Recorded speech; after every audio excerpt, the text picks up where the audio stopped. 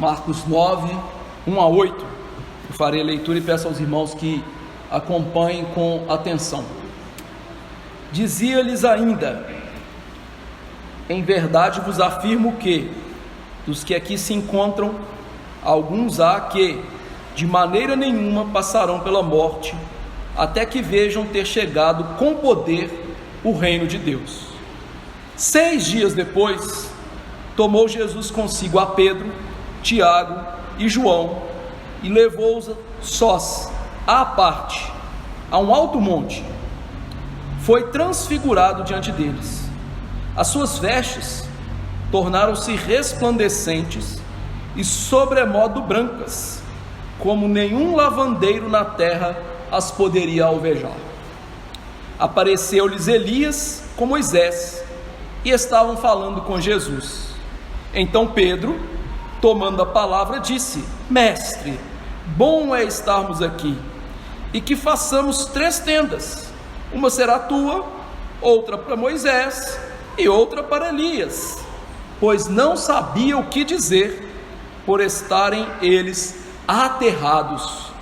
A seguir veio uma voz, uma nuvem que os envolveu, e dela uma voz dizia: Este é o meu filho amado, a ele ouvi.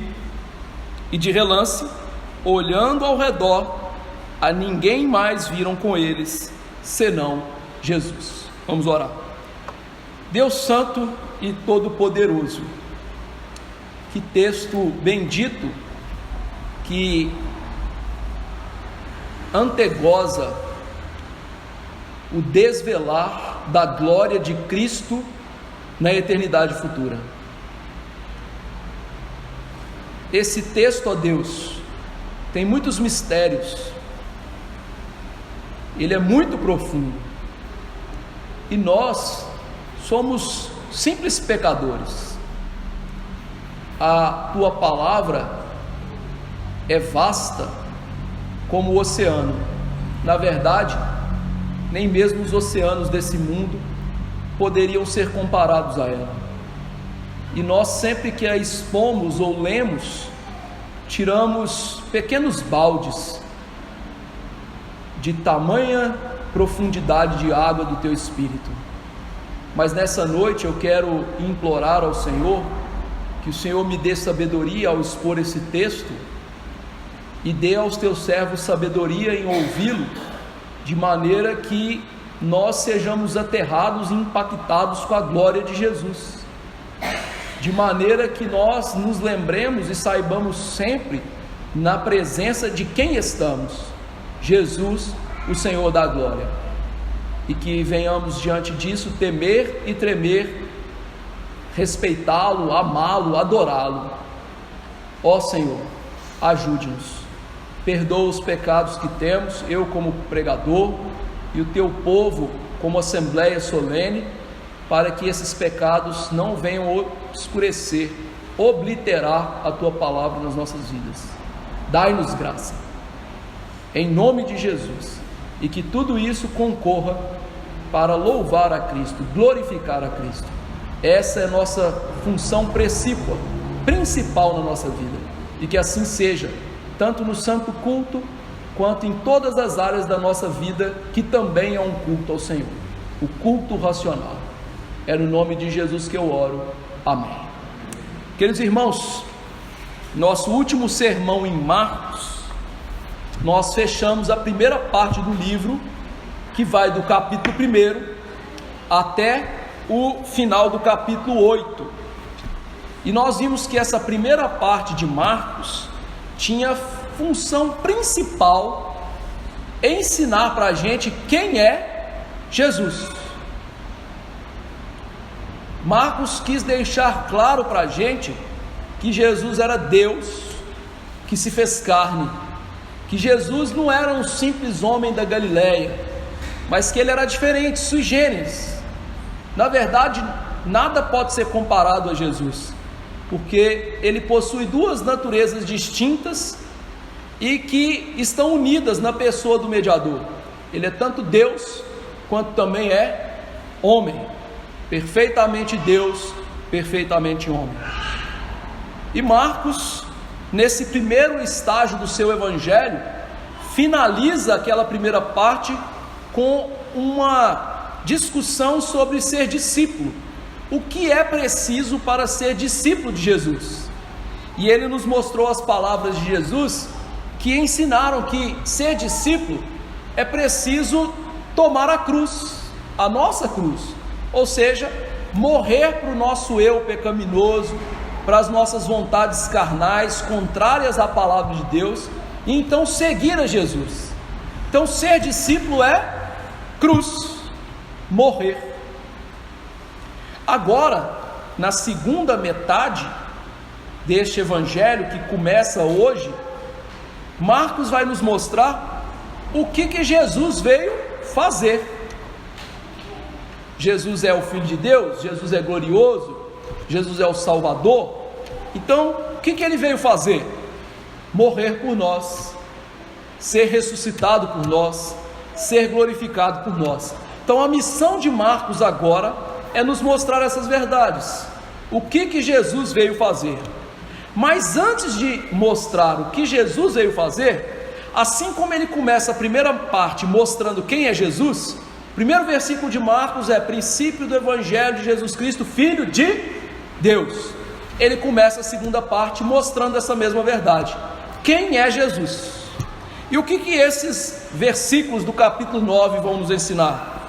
Que Jesus é o glorioso Filho de Deus e devemos ouvir sua voz, sua palavra. Jesus é o glorioso Filho de Deus e devemos ouvir sua voz, sua palavra. Como que Marcos ensina isso?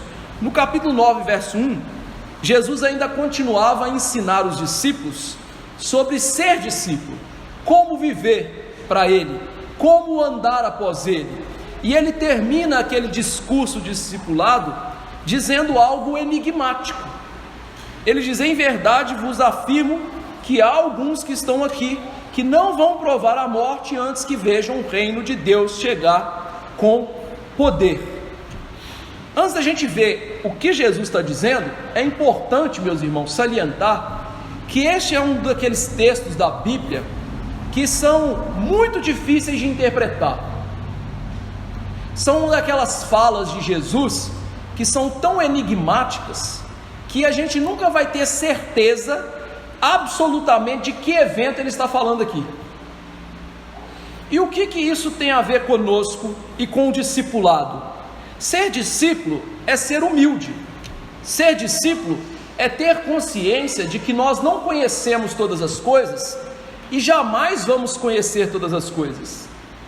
É curioso o fato de alguns crentes dizerem assim: olha, quando a gente chegar no céu a gente vai saber tudo. Essas pessoas não têm a mínima noção do que elas estão dizendo. Por quê? As únicas pessoas que são infinitas em seu ser são as pessoas divinas, o Pai, o Filho e o Espírito Santo. São eles que têm um saber e sabedoria infinitas e que têm condição de saber todas as coisas.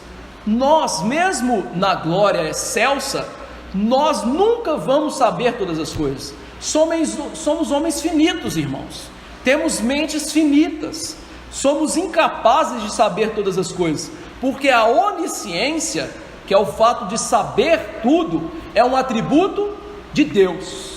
Então esse texto nos lembra, em primeiro lugar, nossa finitude, nossa incapacidade de desvendar todos os mistérios de Deus e da sua palavra. Então esse texto, em primeiro lugar, nos incita à humildade do discípulo. O discípulo tem que ser humilde.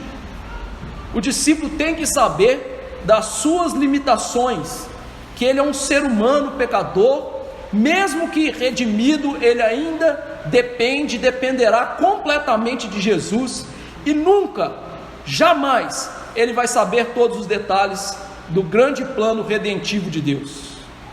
Esse discurso de Jesus, então, é um grande professor que nos leva à humildade. Porque veja, olha o que Jesus falou. Em primeiro lugar, Jesus inicia essa fala dele dizendo: em verdade vos afirmo. Essa expressão no grego é amém. Curiosamente, nós terminamos as nossas orações com amém.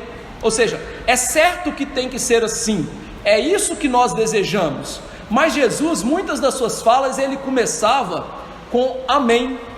Essas expressões geralmente estão nas nossas Bíblias, nas traduções com em verdade vos digo, que no original é amém, amém.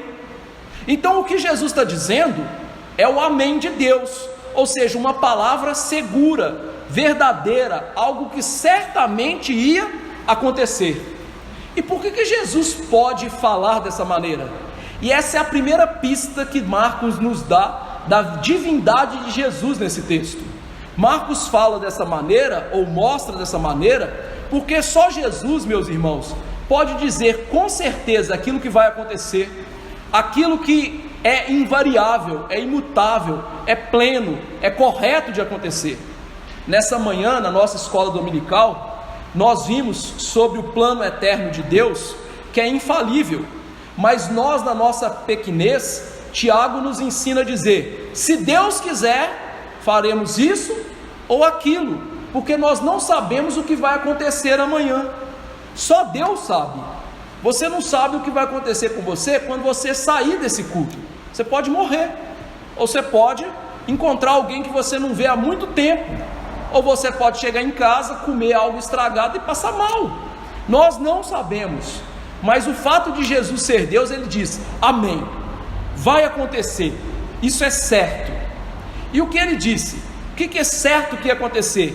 Que havia alguns ouvintes ali que invariavelmente não morreriam até que o reino chegasse com o poder.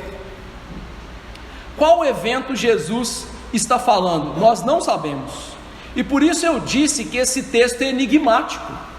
Muitos intérpretes vão dizer que Jesus está falando da transfiguração que vem logo em seguida, e esta é uma grande probabilidade, e é certo que a transfiguração de Jesus vai provar o que ele está dizendo agora. Mas como Jesus disse que alguns não morreriam, certamente algumas pessoas que estavam ali morreriam.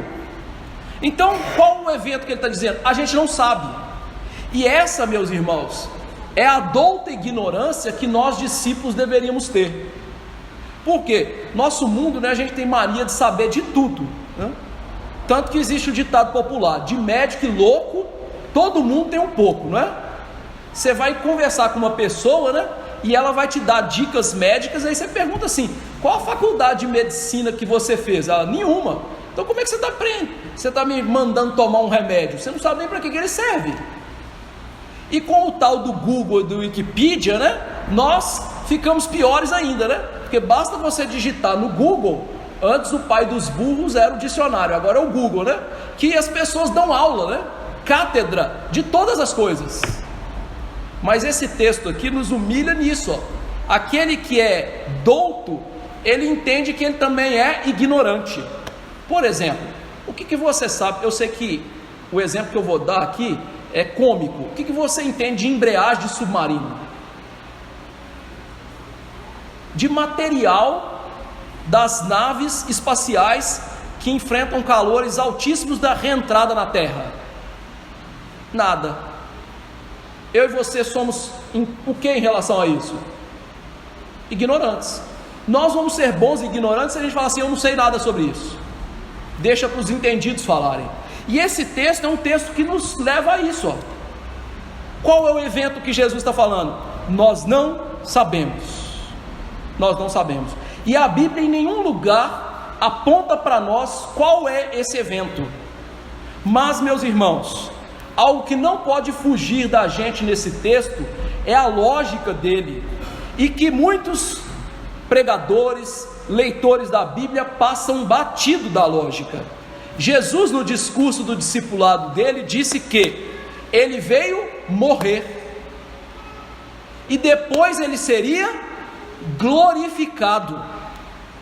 Então a lógica do discípulo é: primeiro nós sofremos e depois somos glorificados. Em suma, não há glória sem cruz. E é isso que Jesus estava ensinando para os discípulos, porque o problema dos discípulos era: eles não queriam que Jesus fosse glorioso e o reino fosse glorioso, mas sem Jesus morrer. Então a ideia dos discípulos é: nós queremos a glória sem custos. Como nós, né? A gente quer ser magro sem ir na academia, ser forte sem malhar, ser inteligente sem estudar, não é assim? Os discípulos queriam glória sem cruz. E aí Jesus vai mostrar para eles o que não. A lógica do discipulado é primeiro a cruz, depois a glória. E veja que Paulo ensinou isso e interpretou isso para a gente lá em Filipenses 2, 5-11, que ele diz assim: tende em vós o mesmo sentimento que houve também em Cristo Jesus, pois ele, subsistindo em forma de Deus, não apegou ao seu direito, antes a si mesmo se esvaziou, assumindo a forma de servo, tornando-se em semelhança de homens, e reconhecido em figura humana, a si mesmo se humilhou, tornando-se obediente até morte e morte de cruz, pelo que também Deus o exaltou sobremaneira, e lhe deu o nome que está acima de todo nome, para que ao nome de Jesus se dobre todo o joelho, nos céus, na terra e debaixo da terra, e toda língua confesse que Jesus Cristo é o Senhor, para a glória de Deus Pai. A lógica de Paulo é: primeiro Jesus sofreu, depois ele foi glorificado. A lógica do discipulado é: primeiro a gente toma a cruz e depois vem a glória. Então você, querido irmão, quer entrar na glória celeste? Você quer ir para o céu? Então tem que sofrer, tem que tomar a cruz, tem que morrer para você. Só assim você vai ver o reino de Deus com poder e glória. Se você quiser viver a glória nessa vida, o bem bom nessa vida, e não ter sofrimento nessa vida, você jamais vai ver a glória celeste. A glória só vem depois de sofrimento. E veja então que a transfiguração do verso 2 ao 8 é, digamos, a ilustração disso. 6 dias depois, diz o verso 2, que Jesus tomou Pedro, Tiago e João e levou eles, só eles, para um alto monte. É interessante que Marcos diz 6 dias depois, e poucas vezes no Evangelho a gente vê essas contagens de tempo com precisão, para realmente nos mostrar o que? A transfiguração de Jesus está ligada ao que ele disse antes, ou seja, é uma ilustração do que Jesus estava ensinando. Não existe glória sem sofrimento. E Jesus então toma 3 apóstolos, meus irmãos, para irem até o monte, para verem a glória dele: Pedro, Tiago e João. Qual o motivo de serem esses 3? Nós não sabemos. Por que Jesus escolheu esses 3 para serem testemunhas da ressurreição da filha de Jairo? Nós não sabemos. Por que ele escolheu esses 3 para orar com ele no Getsêmani? Nós não sabemos. Por que Jesus escolheu esses 3 para a gente ver aqui, para eles verem a glória de Jesus? Nós não sabemos. O certo é que esses homens seriam testemunhas oculares da glória de Jesus. E é significativo que Jesus leve esses homens para um monte. E aqui tem um papel importante Jesus levar esses homens para o monte, porque no Antigo Testamento, diversas vezes, Deus revelou-se de maneira poderosa nos montes. Por exemplo, Deus deu a sua lei no monte Sinai, com canglor de trombeta, com fogo consumidor, ou seja, ele revelou-se no monte. E aqui então, Jesus levar esses homens para o monte, já dá uma pista para a gente do que vai acontecer. Tem algo aqui, e ele está mostrando que o que está acontecendo está ligado ao Antigo Testamento, tem um lastro da revelação da glória de Deus no Antigo Testamento. Agora, Marcos não relata algo que Lucas diz, e é muito interessante. Jesus estava no monte com os discípulos, e Jesus estava orando, enquanto os discípulos são chamados para orar e pegam no sono. Marcos não relata isso. E é curioso o fato deles estarem sonolentos, porque qual outra situação que Jesus chama os discípulos para fazer algo e eles pegam no sono? Lá no Getsêmani, que esses 3 homens, os mesmos 3 homens, pegam no sono quando Jesus ia sofrer, ia ser morto e depois ia ser glorificado, e Jesus chama esses homens para orar com ele. E por que eles estão sonolentos? Isso mostra, meus irmãos, aquilo que estava acontecendo em Marcos em relação à fé dos discípulos. Os discípulos, como nós vimos, eles estavam vendo homens como árvores, ou seja, eles estavam em sonolência espiritual para entender as coisas de Deus. Eles eram lerdos, nécios, tardos para entender as coisas de Deus. Eles estavam em dificuldade de fé, mostrando para a gente algo muito precioso que a gente às vezes esquece da Bíblia. Os apóstolos eram homens comuns como a gente. O ministério deles foi incomum e não se repete. Como disse John Stott, apóstolo bom é apóstolo morto, porque apóstolo, para ser apóstolo, tinha que ver Jesus, andar com Jesus, ser testemunha da ressurreição de Jesus e ter autoridade das chaves na igreja como Jesus deu a eles. Então veja, querido irmão, né? Esses homens, mesmo sendo apóstolos, eles não são super-homens, eles estão sonolentos na fé, eles tinham crises, eles tinham dificuldades. Às vezes a gente lê a Bíblia, né, como se fosse história, como se fosse quadrinho, cartoon, que a gente quer ver personagens super-heróicos, né? Mas não, são homens comuns, pecadores, sujeitos às mesmas falhas, como nós. E aqui os apóstolos em Lucas são descritos diante de uma grande revelação de Jesus como pessoas que estão dormindo, em dificuldade de fé, mas graças a Deus que Jesus vai ajudá-los através da transfiguração, da mesma maneira como Jesus nos ajuda hoje. Jesus não vai aparecer para você como apareceu para os apóstolos, mas Jesus te ajuda hoje, como ajudou com os apóstolos, com uma imagem da glória dele nas Escrituras. Quando eu e você, nós estamos em dificuldade de fé, a gente precisa de uma imagem da glória de Jesus, e essa imagem da glória de Jesus está estampada aqui, na palavra da verdade. E assim como os apóstolos precisavam disso, é isso que nós precisamos. Então veja, Jesus ajudando os apóstolos. Diz Marcos que ele foi transfigurado na frente deles. A palavra aqui, transfigurado, é a palavra metamorfo. Talvez você não tenha gostado da escola, mas vamos voltar para o banco da escola agora. De onde você já ouviu essa palavra, metamorfo? Lembra lá da metamorfose que acontecia com a lagartinha que vira uma borboleta? O processo da lagartinha virar uma borboleta é chamado de metamorfose, ou seja, mudança de forma. O que aconteceu com Jesus é que houve uma mudança na forma dele. De alguma forma, que nós não sabemos como, e é um mistério, e está aqui oculto, é que a aparência de Jesus foi mudada de tal maneira, que quando eles olharam para ele, eles não viram mais aquele carpinteiro, com as mãos calejadas, pés cheios de calos, né? Homem de dores e que sabe o que é padecer. Eles olharam para Jesus e viram algo glorioso. E meus irmãos, esse evento que está acontecendo, ele faz um paralelo com algo que aconteceu no Antigo Testamento, lá na entrega da lei, em Êxodo 34, 29 a 35, Moisés também foi transfigurado, não da mesma maneira, como eu vou salientar mais adiante, mas Moisés, quando teve uma visão da glória de Deus, e ele desce do monte, as pessoas ficam assustadas, porque eles veem o rosto dele brilhando, e veem Moisés de maneira diferente. Então veja, o que aconteceu com Moisés lá de maneira mais pálida, é o que está acontecendo com Jesus aqui.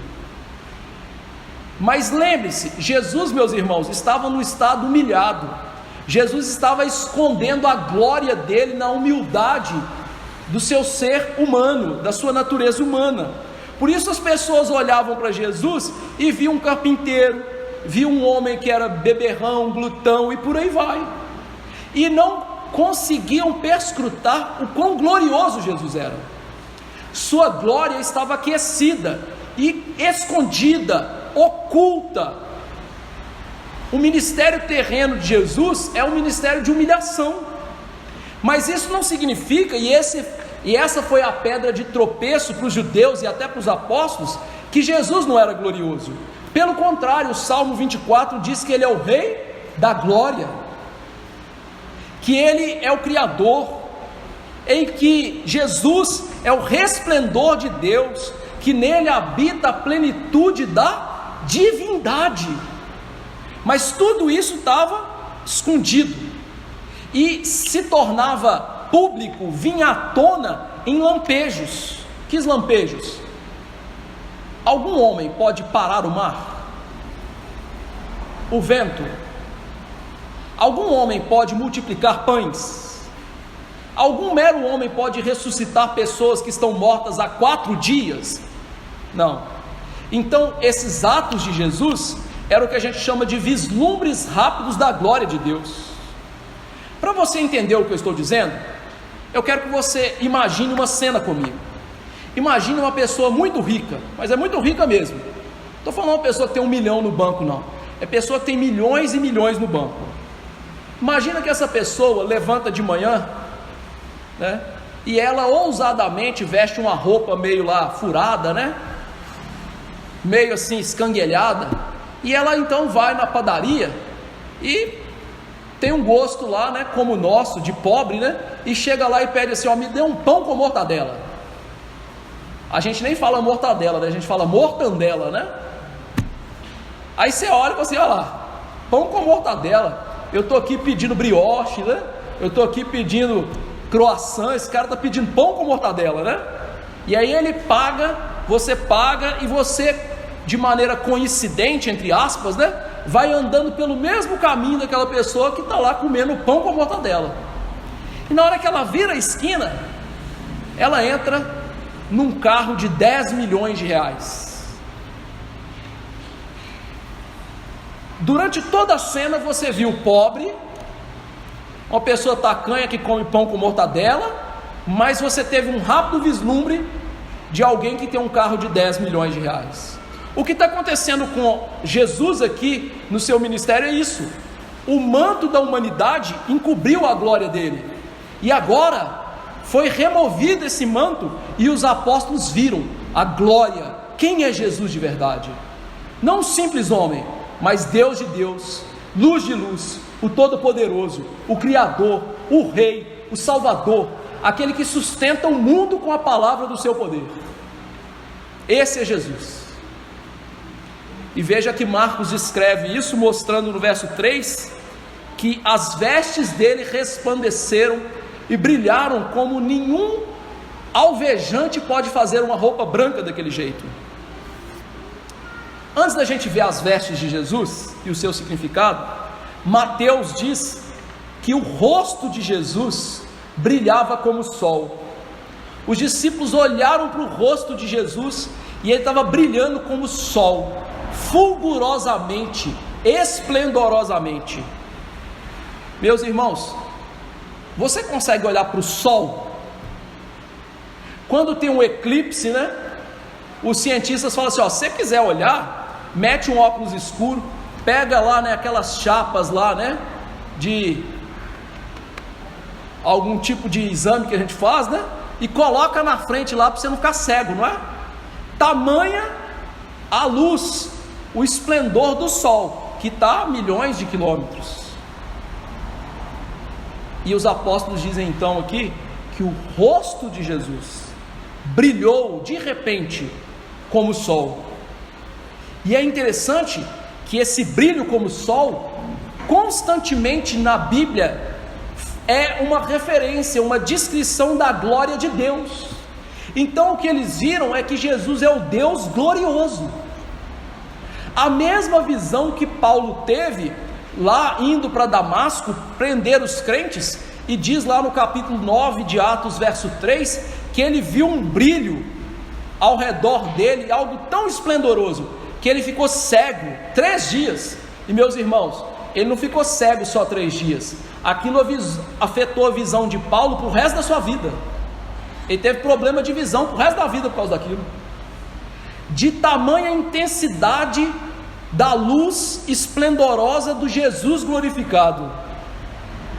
E veja que coisa curiosa, eu disse que Moisés lá no Antigo Testamento sofreu alguma transfiguração Só que Moisés era um espelho da glória de Deus, ou seja, ele refletia a glória de Deus nele, tanto que quando ele deixava o monte e passava dias, ele colocava um véu, porque a glória ia desvanecendo. Só que Jesus não é assim, porque a glória de Moisés era uma glória refletida, mas a glória de Jesus é uma glória própria, que vem do seu próprio ser, ele não é um reflexo de nada. Daí o autor de Hebreus dizer lá no capítulo 1, verso 3, ele é o resplendor da glória de Deus, o brilho da glória de Deus. O que os discípulos testemunharam então, era a natureza divina de Jesus, natureza divina, que lá no livro de Apocalipse, capítulo 21, verso 23, que nós lemos, diz que vai iluminar o mundo de tal maneira, que nós não vamos precisar mais de luz no novo céu e nova terra. João disse assim, a cidade não precisa nem de sol, nem da lua para lhe dar claridade, pois a glória de Deus a iluminou, e o Cordeiro é a sua lâmpada. O que os discípulos estão tendo então, é um antegozo da glória de Jesus, que vai ser revelada na volta dele. Isso os teólogos chamam de visão beatífica, quando nós crentes, glorificados, já com os nossos corpos transformados, pudermos ver toda a glória, todo o esplendor de Jesus. E agora sim, as vestes de Jesus. Por que as vestes de Jesus se tornaram brancas dessa maneira? Essas vestes brancas, também nas Escrituras, são mostradas em Apocalipse e, por exemplo, Daniel 7, que o ancião de dias está vestindo assim de maneira esplendorosa. Essas vestes brancas apresentam a realeza e a pureza de Jesus Cristo. Jesus é santo, inigualavelmente santo, mas ele não é só santo, ele é majestoso. Jesus é envolto de glória, de majestade, de santidade, como ninguém jamais vai ser. E veja que eles dizem que é um branco que ninguém pode fazer igual. Olha para as nossas propagandas, né, de alvejante, né? Todo ano eles falam assim, agora o branco é mais branco, né? Então, o Omo que você comprou há 3 anos atrás não valia nada, né? Porque agora que o branco é mais branco, né? Tudo para dizer o quê? Que algo vai ficar limpinho, sem vestígio, sem sombras, sem trevas. Por quê? O que é o branco? É a somatória de todas as cores, e que torna algo esplendoroso, glorioso. É por isso que nós vemos aí, né, o famoso arco-íris, né? O arco-íris nada mais é do que um fenômeno em que você divide a luz branca e você vê os espectros das luzes ali, que formam o que é a brancura, o que é puro. E aqui Jesus é visto assim, glorioso. Ou seja, não havia nada escuro, nenhuma mancha em Jesus. E é interessante, por quê? Porque isso lhe é peculiar. Vou fazer uma pergunta física para vocês. Se você errar, não fica chateado não. Que cor que é um limão? Verde, não é? Que cor que é um limão no escuro? Se você respondeu verde, você errou. O limão no escuro não tem cor, porque a cor não é uma propriedade primária da matéria, ela é secundária. Ele é um reflexo da luz infringida na matéria. Então um limão no escuro não é verde, ele não tem cor. E veja que isso então aponta para quem é Jesus: glorioso, esplendoroso. Ainda por cima a Bíblia é cultura, né? Essa é a nossa douta ignorância, né? Que coisa maravilhosa, irmãos. E Pedro então nos mostra que tudo que está acontecendo aqui é para Deus nos mostrar a grandeza, o poder, a majestade de Jesus. Lá em 2 Pedro 1,16 ele diz assim: porque, irmãos, nós não demos conhecer o poder e a vinda do nosso Senhor Jesus Cristo com fábulas engenhosamente inventadas, mas nós mesmos fomos testemunhas oculares da sua majestade. Jesus brilhou, e brilhou brancamente, porque Ele é majestoso. E como se não bastasse tamanha glória, tamanho mistério, o verso 4 diz que apareceram duas figuras, Elias e Moisés, e começaram a falar com Jesus. Então os apóstolos estão vendo a glória de Jesus, estão vendo aquela coisa maravilhosa do ser de Jesus, da majestade, do poder de Jesus, e aparecem duas figuras do Antigo Testamento, Moisés e Elias. Pastor, como que eles apareceram? Não sei, a Bíblia não fala. Com que corpo que eles apareceram? Não sei, a Bíblia não fala. Nós não sabemos, mas nós sabemos o motivo deles terem aparecido. Qual é o motivo deles terem aparecido? Moisés e Elias, meus irmãos, frequentemente representam a lei e os profetas. O motivo deles aparecerem era que a mensagem que eles pregavam, ou seja, a lei e os profetas, tinham uma mensagem que apontava para Jesus, a salvação no glorioso Jesus Cristo. Tanto a lei de Moisés, quanto a mensagem de cada profeta do Antigo Testamento, pregavam o mesmo evangelho. A mensagem é: homem, você é pecador, mas existe uma solução para você, e a solução para você é Jesus, o glorioso Filho de Deus que se fez carne. Ou seja, tem solução para o seu problema principal. A solução é alguém que é Deus, esplendoroso, glorioso, e que te ama de tal maneira que Ele se fez carne para morrer por você. A mensagem do Antigo Testamento é a mesma mensagem do Novo Testamento. A mensagem da lei de Moisés e dos profetas é a mensagem de Jesus e dos apóstolos, salvação nele.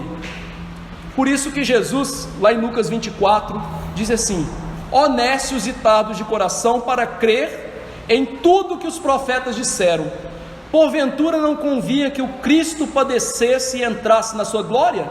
E começando por Moisés, discorrendo por todos os profetas, expunha-lhes o que a seu respeito constava em todas as Escrituras. E meus irmãos, Lucas nos mostra algo ainda mais interessante no relato dele, porque diz Lucas no relato dele o conteúdo da conversa de Jesus com Moisés e Elias. Lá em Lucas, Moisés e Elias estavam falando da partida de Jesus, que no original é a palavra êxodo. Quando eu falo para você êxodo, o que vem na sua cabeça? Rapidinho: a saída do povo no Egito, não é? A saída do povo do Egito, nesse evento chamado êxodo, se deu na Páscoa, quando o Cordeiro Pascal morreu, substituindo os israelitas, e o sangue foi colocado nas portas, para que eles não fossem mortos através da ira de Deus. Isso é êxodo. Curiosamente, Jesus no Novo Testamento é chamado de Cordeiro que tira o pecado do mundo. Também Paulo diz que Jesus nos libertou do império das trevas para o reino do amor de Deus. Então o que Moisés e Elias estavam conversando com Jesus? Sobre a morte de Jesus, o Cordeiro Pascal, que pagaria a dívida do nosso pecado, que Jesus ia para Jerusalém justamente fazer aquilo que ele disse, morrer na cruz, para nos livrar dos nossos pecados. Enfim, meus irmãos, os pecados que, como Paulo disse lá em Romanos 3, 23 a 26, haviam sido deixados sem punição no Antigo Testamento, agora seriam punidos em Jesus. Então a pregação de Moisés, a pregação de Elias é a pregação dos nossos pecados, punidos em Jesus, que nos dá salvação. A glória de Jesus seria manifesta na morte de cruz. A glória de Jesus seria manifesta na sua ressurreição, ascensão e, por fim, na sua volta gloriosa, no êxodo do povo de Deus, na salvação das nossas vidas. E essa é a mensagem da Bíblia. Toda a Bíblia tem essa mensagem. Daí Pedro, lá em Atos, dizer: dele, Jesus, todos os profetas dão testemunho de que por meio do seu nome, todo aquele que nele crê, recebe a remissão de pecados. A mensagem de Moisés, a mensagem de Elias, a mensagem do Novo Testamento é: o glorioso Filho de Deus se fez carne, o glorioso Filho de Deus morreu por nós, o glorioso Filho de Deus ressuscitou, ascendeu ao céu e vai voltar. Tudo isso para a salvação do seu povo. Diante de algo tão maravilhoso, o que você faria? Eu não sei você, mas eu sei o que Pedro fez. O verso 5 diz que Pedro tomou a palavra e disse algumas coisas interessantes. Ele disse: Senhor, bom é estarmos aqui. Vamos fazer uma tenda para o Senhor, outra para Elias e outra para Moisés. Diante de tudo que está acontecendo, gente, Pedro teve a audácia de falar. Pedro era bem audacioso, né? Bem assim, impetuoso, corajoso, né? Mas ele fala algo, em primeiro lugar, muito bom. Ele disse assim para Jesus: bom é estarmos aqui. E queridos, isso é significativo. Pedro estava gostando de ver a glória de Jesus e de ver a conversa de Jesus com Moisés e Elias. Ou seja, Pedro estava tendo prazer na cena da glória de Jesus. E o que isso tem a ver conosco? Tudo a ver. Os verdadeiros crentes são aqueles que podem dizer, na pregação, seja ela qual for, no culto, seja ele qual for: bom é estarmos aqui. O verdadeiro crente, ele sente prazer nas coisas de Deus. O verdadeiro crente, a mente dele não está aqui nessa terra, focada nesse mundo, em ganhar as coisas aqui. A mente dele está no céu. O verdadeiro crente, ele tem prazer em ler Bíblia, em ouvir da Bíblia, em orar a Bíblia, em cantar a Bíblia. O verdadeiro crente, ele tem prazer na companhia de Jesus. Ele sente alegre nas suas devocionais, no culto na sua casa. Ele se sente alegre no culto na igreja. Ele se sente alegre na participação dos sacramentos na igreja. Ou seja, o verdadeiro crente, ele tem alegria espiritual e não carnal. Essa alegria vai ser sempre vibrante? Não. Por isso Davi disse: Senhor, restitui a alegria da minha salvação. Mas isso tem que acontecer. E isso é um critério para sermos crentes. Se você não sente alegria na pregação, se você não sente alegria em ler a Bíblia, se você não sente alegria em cantar a Bíblia, em orar a Bíblia, se você não sente alegria em Jesus, você não pode dizer que é discípulo de Jesus. As coisas de Deus nos dão alegria. Por isso Paulo disse, né? No tocante ao homem interior, tenho prazer na lei de Deus, Romanos 7, 22. Por isso lá o salmista no Salmo 119 dizia que a lei de Deus era doce, preciosa para ele. Mas nem tudo são flores na fala de Pedro. Em segundo lugar, Pedro falou: Senhor, vamos fazer tendas para o Senhor e para esses homens. Qual a intenção de Pedro? Meus irmãos, essa sugestão tola de Pedro tinha o desejo de prolongar a cena da glória de Jesus. Mas por que Pedro quer fazer isso? Para você entender por que Pedro quer fazer isso, você tem que voltar um pouquinho na história. Jesus disse que iria para Jerusalém morrer. E o que Pedro tentou fazer? De jeito nenhum, o senhor vai morrer. Não morre não, Senhor. Mas a tônica dessa mensagem não é: sem cruz não tem glória? Pedro queria glória sem cruz. Pedro queria que a glória de Jesus perpetuasse ali, e que o sofrimento da cruz de Jesus e o sofrimento do discipulado fosse removido. E veja uma coisa interessante: em que momento que Pedro se lembrou dos outros apóstolos que estavam lá no sopé do monte? E meus irmãos, quando a gente vê o que estava acontecendo no sopé do monte, nós vamos ver que os apóstolos estão passando duras provações lá embaixo. Ou seja, olha o sentimento desse homem de, assim, falta de preocupação com os outros, de preocupação só com ele, exclusividade. E veja, meus irmãos, Jesus tinha acabado de falar que era preciso morrer. Moisés e Elias tinham acabado de falar que ele tinha que morrer. Isso então evidencia para a gente o que? A fraqueza da fé de Pedro.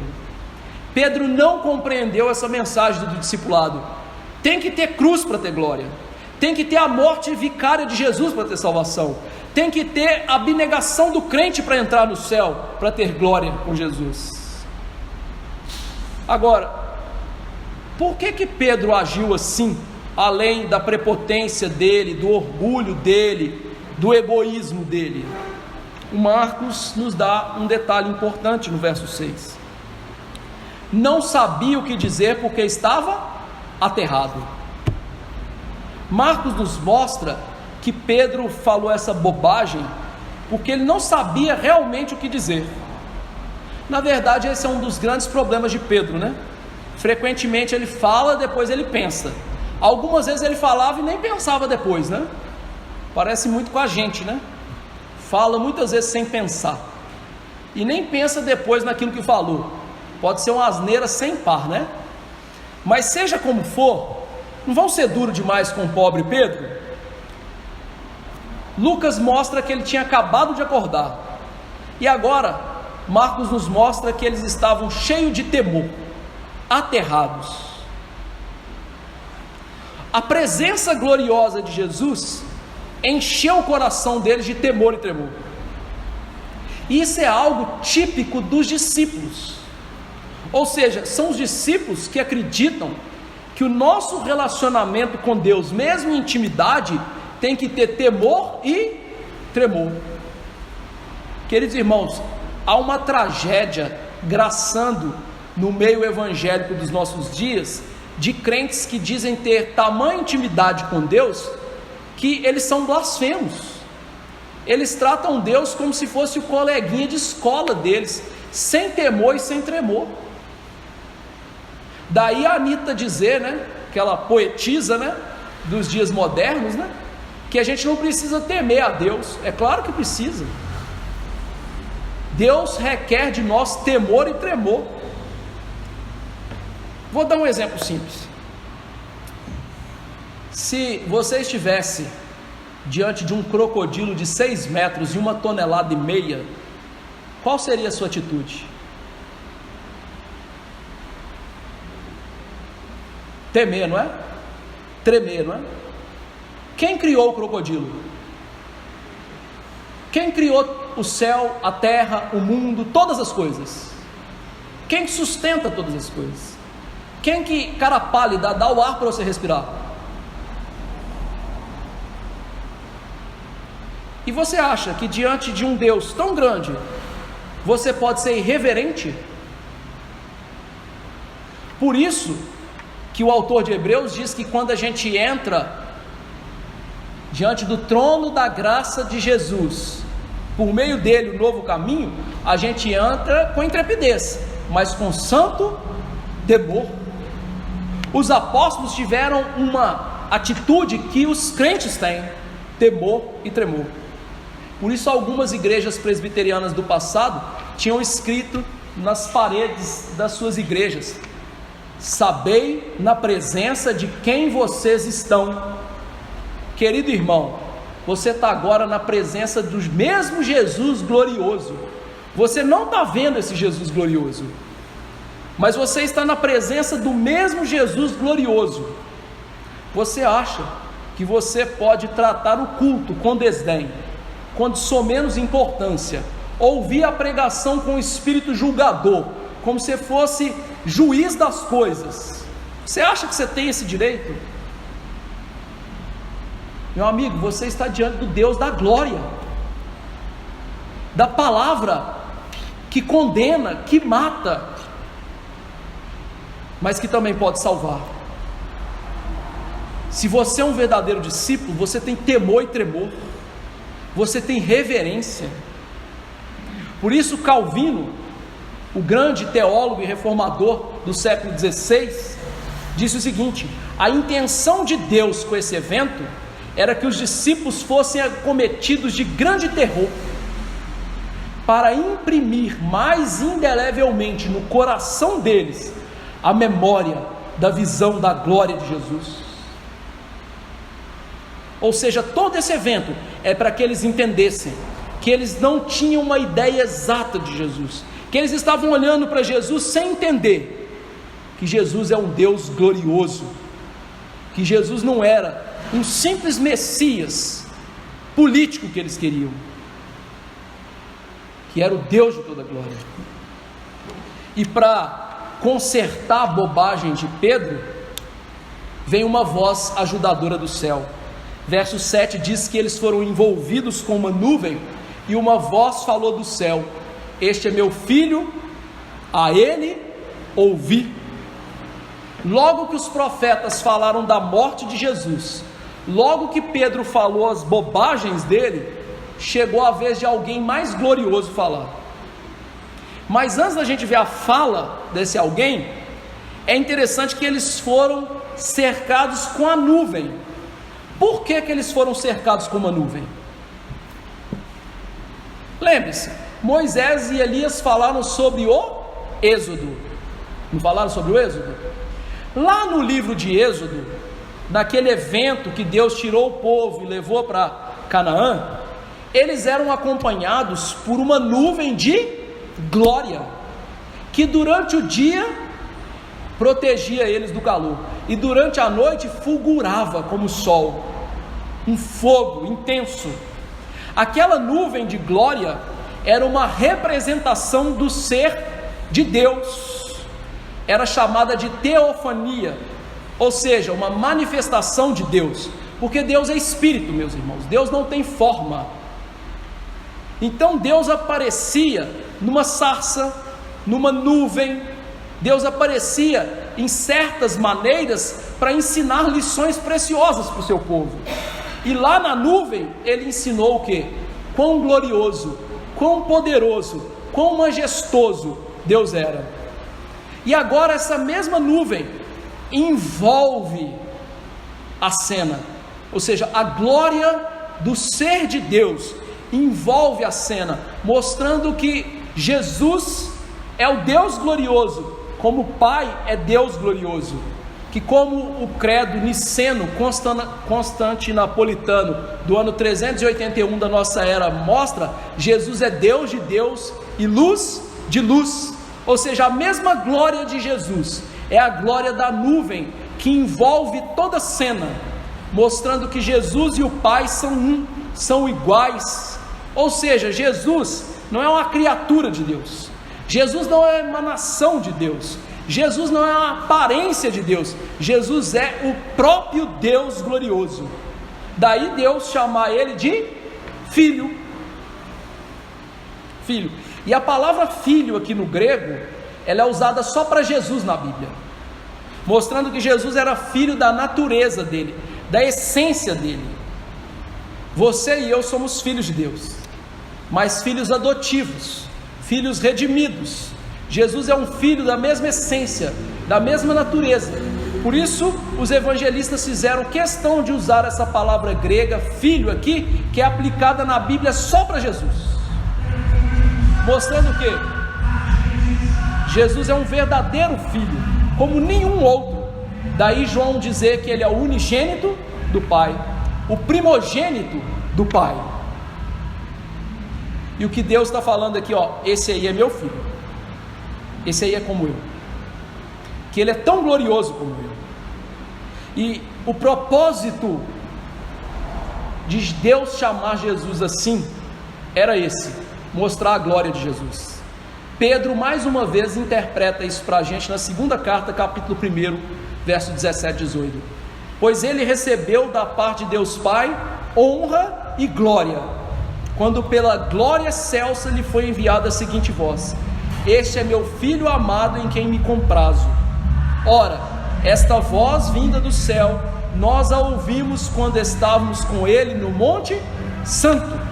Pedro está interpretando para a gente que Deus chama Jesus de filho para mostrar que ele é tão glorioso quanto ele, o Pai, é. Agora, o que mais que o Pai disse? A ele ouve. O Pai exorta Pedro e os demais discípulos a ouvir Jesus. Meus irmãos, isso aqui tem um significado muito profundo. Em primeiro lugar, essa fala do Pai é o cumprimento de uma profecia.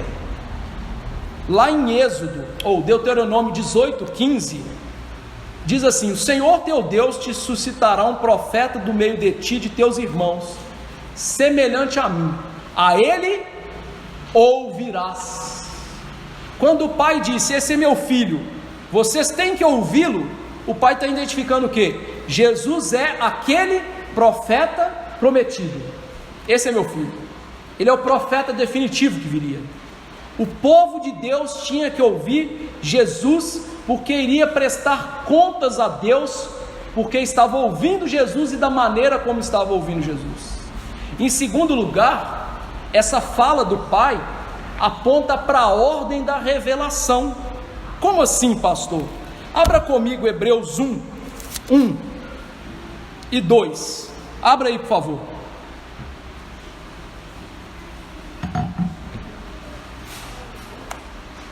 Hebreus 1 e 2. Diz assim: havendo Deus outrora falado muitas vezes e de muitas maneiras aos pais pelos profetas, ou seja, Deus falou lá atrás, como? Sonhos, visões, revelações. Por quem? Pelos profetas, Moisés, Elias. Não era qualquer um do povo de Deus que tinha visão e revelação, não. Eram homens santos separados. Mas, olha só, nesses últimos dias nos falou pelo Filho, a quem constituiu herdeiro de todas as coisas, pelo qual também fez o universo. Então, quando o Pai diz: esse é meu filho, vocês têm que ouvi-lo, ele está dizendo que Jesus é a palavra final que eu tenho.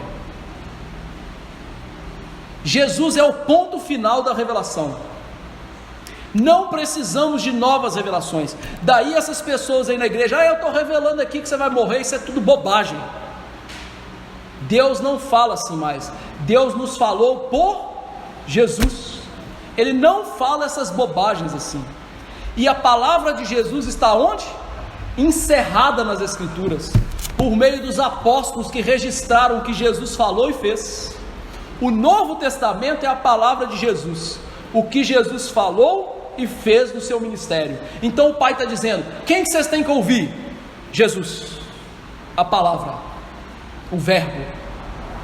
Moisés e Elias eram a antiga aliança. Sonhos, visões, revelações são da antiga aliança. Agora nós temos Jesus, a palavra final de Deus. Daí Paulo dizer que ele é o amém de Deus. O que é o amém? A palavra final, não é? Acabou. E em terceiro lugar, o que essa fala nos mostra?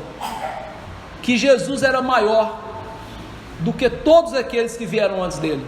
O mesmo autor de Hebreus diz que Moisés era um servo na casa de Deus, e todos os profetas eram servos, mordomos na casa de Deus.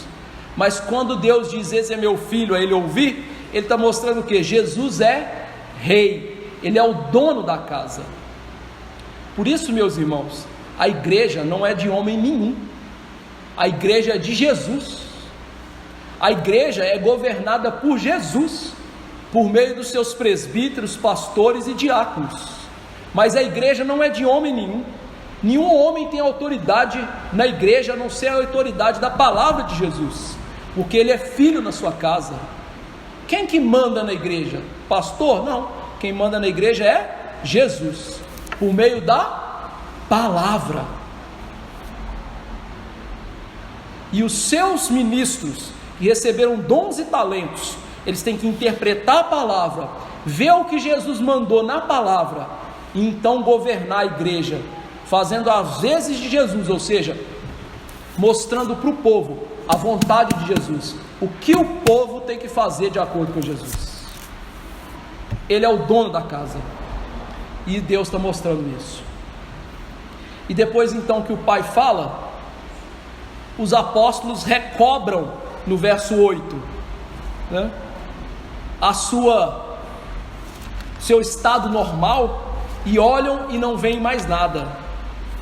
Eles não veem mais nuvem, não veem mais glória, e veem Jesus com a glória aquecida, escondida mais uma vez. Eles acabaram de ver o glorioso Jesus e agora eles voltam a ver o servo Jesus. Mas qual o motivo desse evento? Para a gente terminar aqui a pregação, indo para as aplicações. 3 motivos. Em primeiro lugar, Deus proporcionou esse evento para dar um testemunho para os apóstolos e para nós, que temos dificuldades em entender que Jesus é o Filho de Deus que tem que morrer. Os apóstolos não conseguiam admitir que Jesus deveria morrer na cruz como servo sofredor e então ter glória. E muitas vezes nós também esquecemos disso, do Cristo que morreu na cruz e então recebeu glória. Esse é o primeiro motivo. O segundo motivo, o evento confirma a palavra do Antigo Testamento. Pedro entendeu essa verdade ao dizer assim: temos tanto mais confirmada a palavra profética e fazei bem em atendê-la, como uma candeia que brilha em lugar tenebroso, até que o dia clareça e a luz da alva nasça em vosso coração. 2 Pedro 1,19. Ou seja, a transfiguração mostra para Pedro, para os apóstolos e para a gente: a palavra de Deus é infalível, a palavra de Deus não pode falhar, a palavra de Deus se cumpre em Jesus. Jesus é o cumprimento das promessas, Jesus é o cumprimento da palavra. E Pedro, Tiago e João foram testemunhas oculares de que a palavra é verdadeira, que o Antigo Testamento é verdadeiro e que o Antigo Testamento tinha como ponto focal Jesus. E em terceiro lugar, essa passagem nos aponta para o futuro. Os apóstolos, eles tiveram um antegozo daquilo que nós vamos ver no céu. Eu já ensinei para vocês o que é antegozo, né? Mas deixa eu dar um exemplo de novo aqui que eu já dei. Imagine, né, que seja o aniversário do Luciano. Luciano vai fazer aniversário.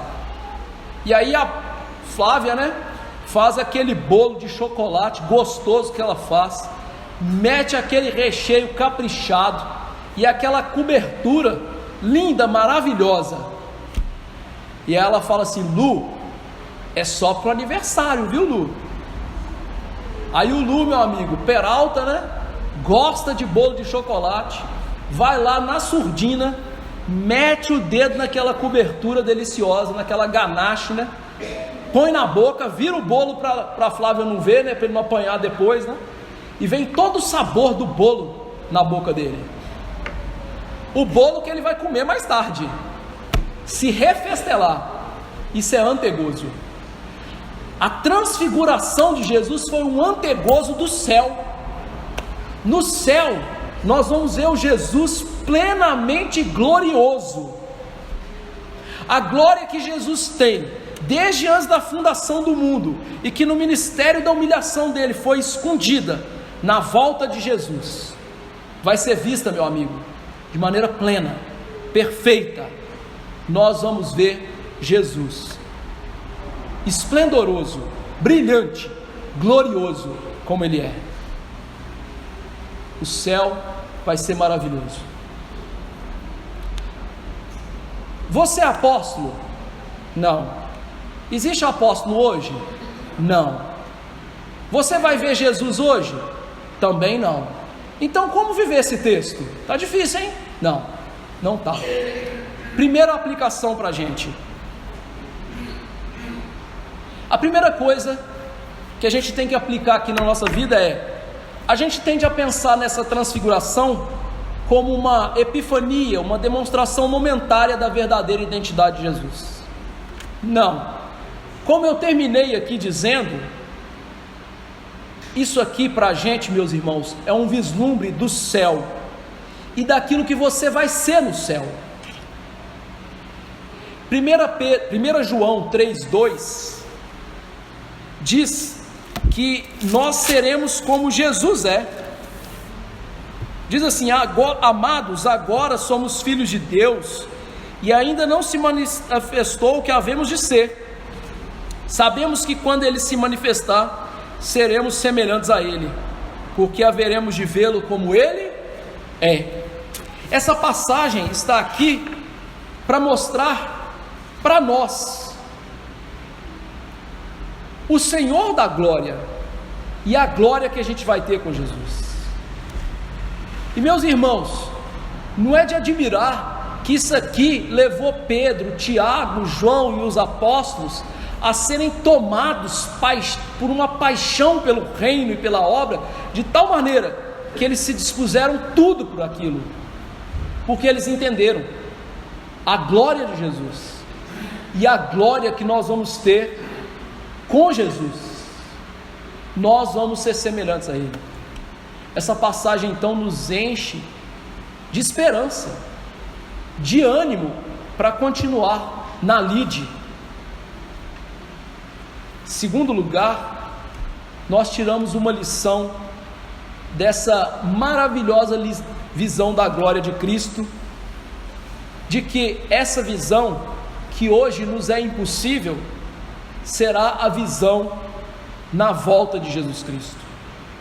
Por isso, meus irmãos, a gente não tem que cair nessa esparrela aí, como os outros estão falando, de arrebatamento secreto, né? Não, quando Jesus voltar na sua glória, todo olho verá a glória de Jesus, todo joelho se dobrará diante de Jesus. Meu amigo, Jesus não vai esconder mais sua glória. O propósito dele na sua volta será manifestar essa glória. E aquilo que ensinou os discípulos tem que nos ensinar que Jesus é majestoso, é glorioso, Ele é o Filho verdadeiro de Deus. Meus irmãos, eu fico muito triste quando eu ouço hoje, falsos pastores, falsos missionários, falsos apóstolos, falsos tudo quanto é coisa, dizendo assim: eu vi o céu, eu vi Jesus. Meus irmãos, isso é uma mentira tremenda. Quando Daniel viu Jesus, lá no Antigo Testamento, glorioso, ele caiu como morto, Deus teve que sustentá-lo. Quando João lá no Apocalipse viu Jesus glorioso, ele caiu para morrer. Quando Isaías viu Jesus glorioso, ele disse: eu estou perecendo, eu estou acabando. Quando Paulo viu Jesus na estrada de Damasco, ele ficou cego. E hoje tem um monte de blasfemo dizendo: eu estou vendo Jesus no espelho, eu estou vendo Jesus como se fosse uma galinha. Tem uma mulher que aí na internet fala que viu Jesus como se fosse uma galinha. Gente, isso é blasfêmia. Jesus é cheio de glória, meu irmão. Se você visse Jesus agora no seu estado pecaminoso, se Ele não te ajudasse, você iria morrer imediatamente. Mas essa visão tem que ser um grande incentivo para nós. Em que sentido? Que sentido isso?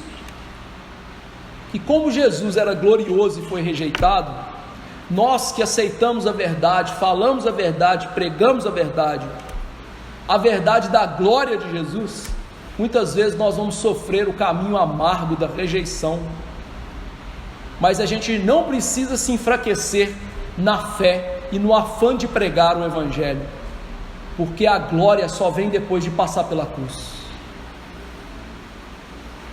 Só vai entrar no céu, meu amigo, quem passar pela cruz do discipulado.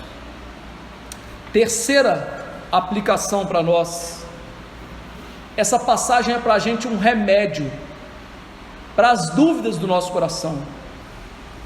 Essa visão do monte é uma garantia graciosa de Deus, que a glória celeste nos espera, e é certa,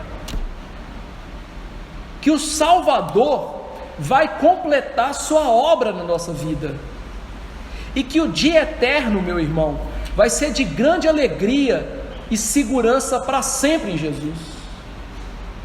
Isso então pode te ajudar a pacientemente suportar as lutas, as provações, as angústias.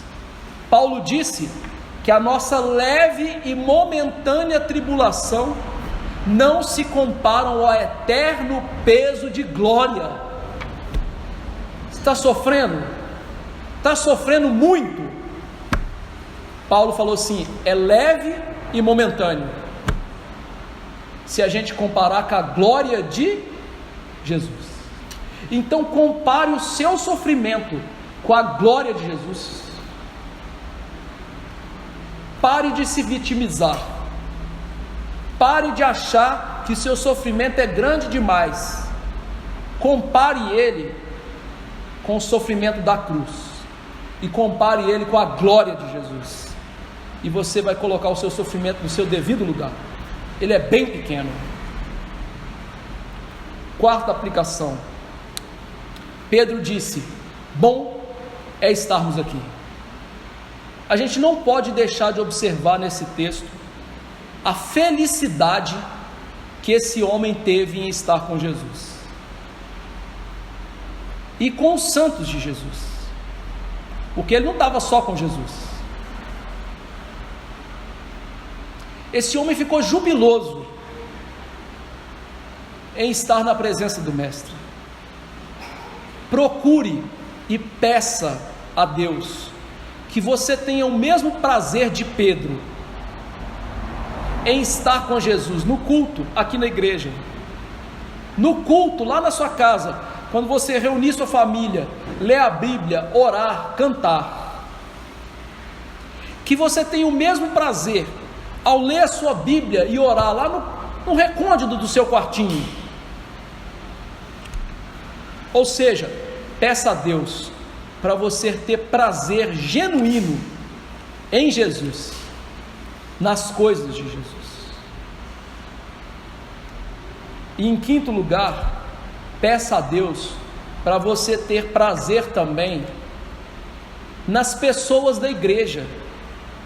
É tão bonito ver lá no Salmo, no Antigo Testamento, o salmista dizer que nos santos ele tinha todo o seu prazer.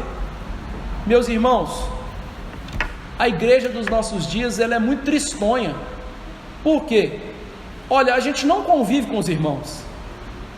Acaba o culto, a gente sai daqui como se a gente não fosse viver amanhã, como se o arroz e o feijão que está lá na sua casa fosse acabar e você não fosse jantar. A gente não conversa com os irmãos, a gente não liga para os irmãos, às vezes a gente não responde os irmãos quando eles perguntam coisas para a gente não liga para as dores dos nossos irmãos, a gente não liga para as felicidades e alegrias dos nossos irmãos. Ou seja, nós vivemos num completo individualismo cristão, em que o irmãozinho está lá na casa dele, você na sua casa, e pronto, acabou.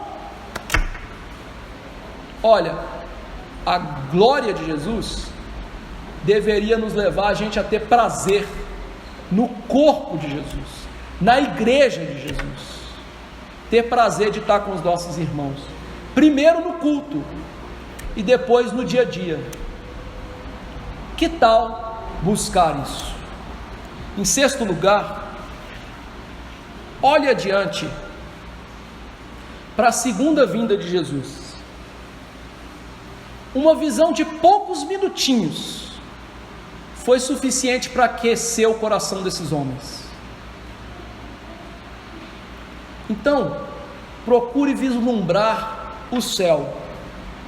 Se a sua religiosidade estiver fraca, desanimada, se você estiver caminhando com dificuldade, procure ver a glória de Jesus na Bíblia,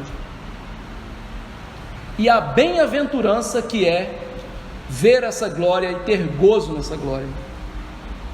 Suas indagações vão ficar para trás, sua frieza espiritual vai ficar para trás, e então tente imaginar a alegria indizível e cheia de glória que você terá com Jesus no céu. Você já imaginou isso? Eu sei, você não vai conseguir aquilatar e pesar isso de maneira plena, mas vislumbre isso, para que a sua vida tenha a alegria da salvação, tenha a alegria de servir a Deus. E por fim, a última aplicação: Você tem ouvido Jesus? O que eu faço para ouvir Jesus? Jesus fala conosco, meu querido irmão, na Bíblia. Cada página da Bíblia é Jesus falando conosco acerca da salvação, do perdão dos nossos pecados, da maneira santa como a gente deve viver para Ele. Jesus não quer que eu e você vivamos uma vida do nosso jeito. Ele quer que a gente viva uma vida de acordo com a Bíblia. E o que é importante a gente pensar nisso? Porque Deus nos mostra que Jesus é a palavra final, é o profeta final. E nós vamos prestar contas daquilo que nós ouvimos de Jesus. E se nós não vivemos de acordo com Jesus, saiba por certo que nós seremos condenados no dia de Jesus. Repito, você tem ouvido Jesus? Se você lê a sua Bíblia,